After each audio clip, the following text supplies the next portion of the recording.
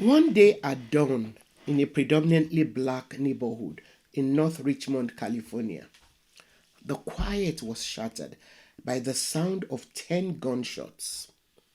That same morning, the body of Denzel Dowell was found lying in the street, shot in the back and head. The police claimed that deputy sheriffs Mel Brunhurst and Kenneth Gibson had arrived at the scene at 4:50 a.m. on a tip from an unidentified caller about a burglary. They claimed that when they arrived, Denzel Dowell and another man ran from the back of a liquor store and refused to stop when ordered to halt. Broncos claimed he fired one shot, which struck and killed Denzel Dowell. The date was 1st of April, 1967. But this was no funny April Fool joke. So, what did this story have to do with the Black Panther Party? Welcome to the Sankofa Pan African series. Please support us through Patreon and by buying me coffee. Don't just subscribe to this channel. Turn on your notification button, share our videos, and check out our website, sankofastorybooks.com, for history, Afrocentric stories, and other resources for children. Well, this story, which is eerily similar to a lot of murders by the police, which led to the Black Lives Matter movement, was at the heart of the formation of the Black Panther Party. The official explanation for how and why Denzel Dowell was killed simply did not add up, and his family and community were not buying it.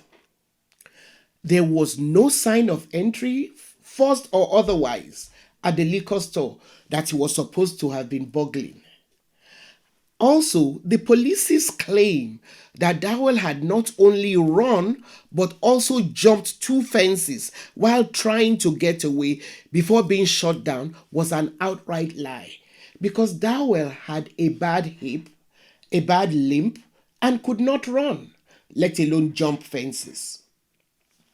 The way the bullets entered Dowell's body also showed that he had been shot with his hands up in surrender.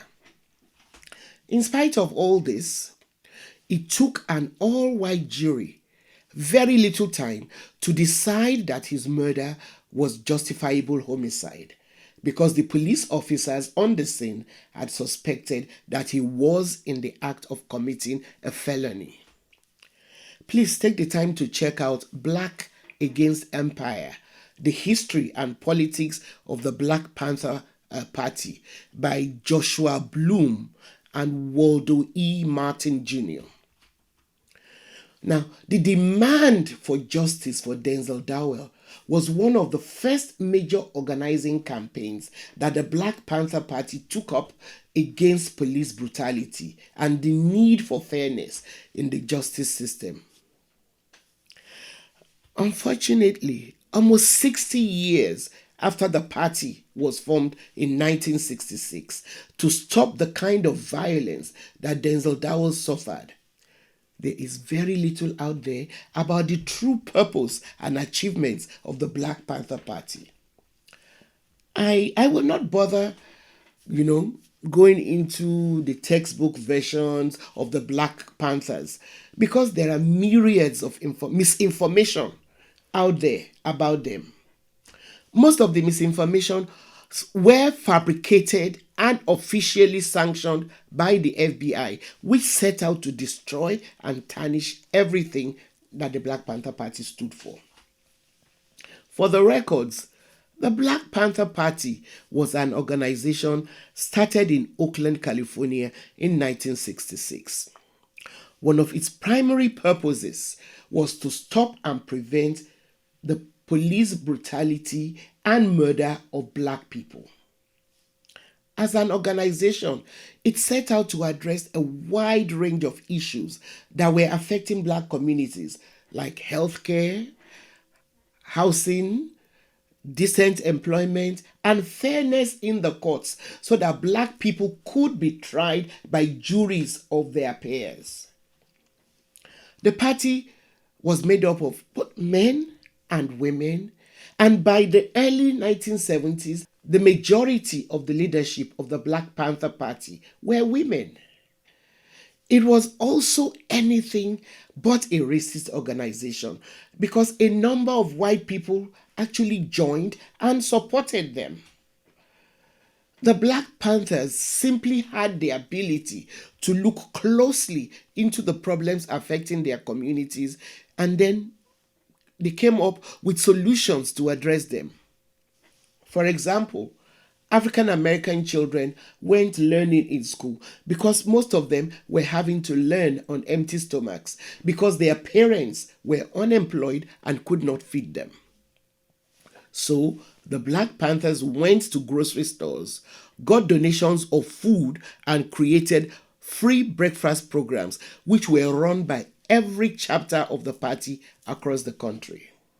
They created free health clinics by going to hospitals and medical schools and inviting doctors and medical students to come and deal with some medical issues in the black communities.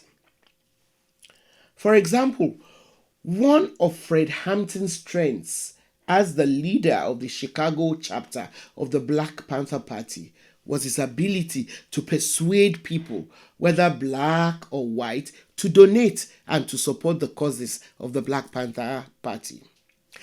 So he worked with other groups and organizations and gave access to poor people of other ethnic groups along with the black community. He gave access to groups like the Latinos, Asians, Native Americans, even large groups of whites who had moved up from the South or into Chicago from Appalachia. Well, while the Black Panthers were organizing solving these issues, the press was vilifying and demonizing them by telling lies about them because they just did not like the fact that the Black Panthers were succeeding in providing services for the poor when they had failed. In a nutshell, that was the major crime that the Black Panthers committed. The same crime that the Marcus Garvey-led Universal Negro Improvement Association and African Communities League, the UNIA, had committed in the 1920s. In addition to demonizing and discrediting the Black Panthers in the press, the government hounded and forced the party to arm its members against the unlawful arrest of their leaders, some of who, like Fred Hampton, were killed outright. Fred Hampton was killed on December 4th, 1969, when officers of the Chicago Police Department and the Illinois State Attorney's Office burst into his apartment at dawn, where he and everybody else in the building were sleeping. They sprayed the place with bullets, wounded several people after killing the party member who was on sentry duty by a shot straight through the heart. They found and dragged Hampton, who was asleep next to his 8-month pregnant girlfriend, out of bed and executed him by shooting him point blank at the back of the head.